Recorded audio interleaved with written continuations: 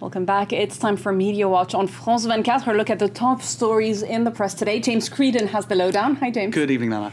And we talk about the Wikipedia blackout today. This is over a law aiming to protect intellectual property online, to stop piracy, to stop copyright theft. Well, many websites, including Wikipedia, are protesting this. Wikipedia started a blackout, a 24-hour blackout today. That's right. So if we just go online, Lana, we'll take a look at some of those. It's pretty impressive. It is. You've got a number of different websites that have participated in this blackout to protest against these IP laws or these internet privacy laws.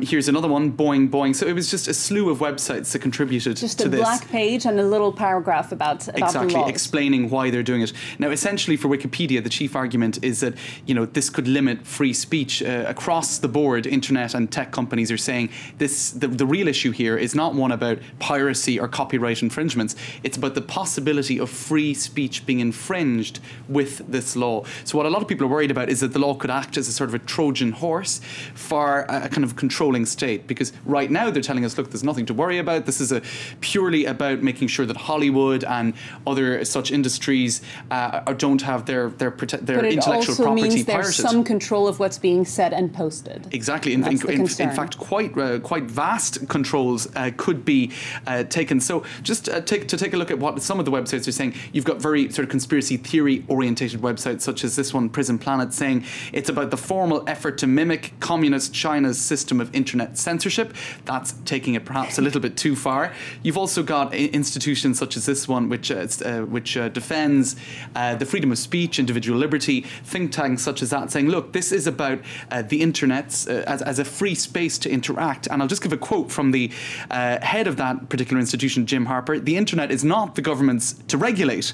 It is an agreement on a set of protocols, a language the computers use to talk to one another. So for him, this really is a question of freedom of speech, because the internet is nothing more than the language used by different computers to communicate amongst each other. So in US, I suppose, legal terms, that's a First Amendment protected right to speak. So basically, according to him, the government has absolutely no role in interfering with the freedom to interact online. Exactly.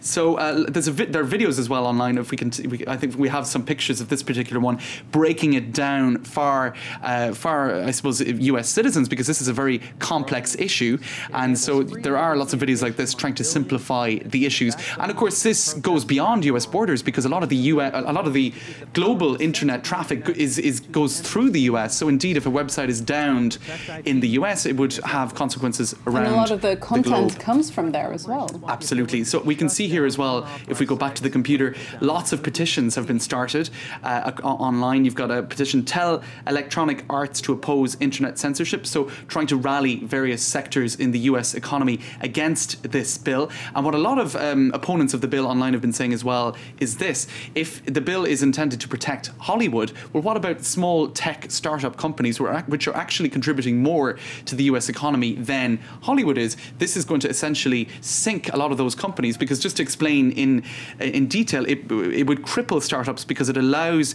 for sites not doing enough to block piracy or pirated content to be sued, and to actually be taken down. So if you have just one link that is copyrighted content, your site can be shut down. And I mean, that's very, very difficult to monitor. It would be bad for the economy. But one question to ask there is, are these internet startups powerful enough on the Hill to stop the bills from quite possibly not. And I think Tuesday is D-Day really for this. And indeed, some senators have already pulled support for it. So we'll see how it goes. But in the meantime, I suppose people have been having a little bit of fun with it.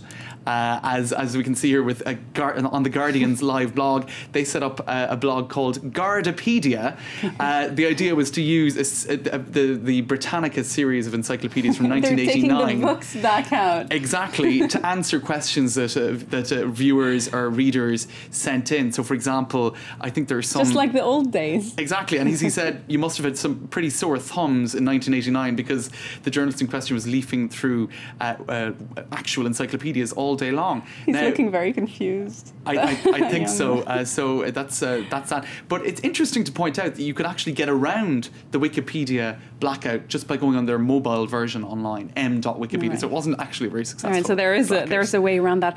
We have time for some French stories now. Yes. We just have the time for that. A new book called French Children Don't don't throw food. That's right. And here is the author. We can see her. Her name is, if I could find it, Rebecca, what is it again? Rebecca Druckerman. And she's written a book called French Children Don't Throw Food, about French parenting and how it differs from Anglo-Saxon or Anglo-American parenting techniques, i.e. they're stricter and the children isn't the centre of life. It's you know, obviously that's doing a great disservice to a very detailed book. It's like the parental version of French women don't get fat, isn't it? Exactly. And so it's created a lot of reaction online. And just to show you very quickly some of the tweets, French children don't throw food.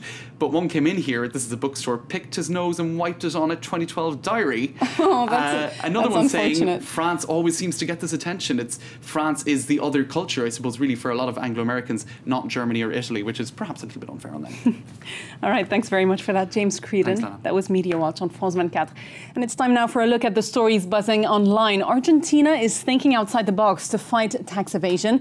Buenos Aires has decided to reward good taxpayers with free music downloads. But first, we head to Syria, where the web is highlighting the crucial role of women as a backbone of the uprising. It's all in Web News, and it starts right now.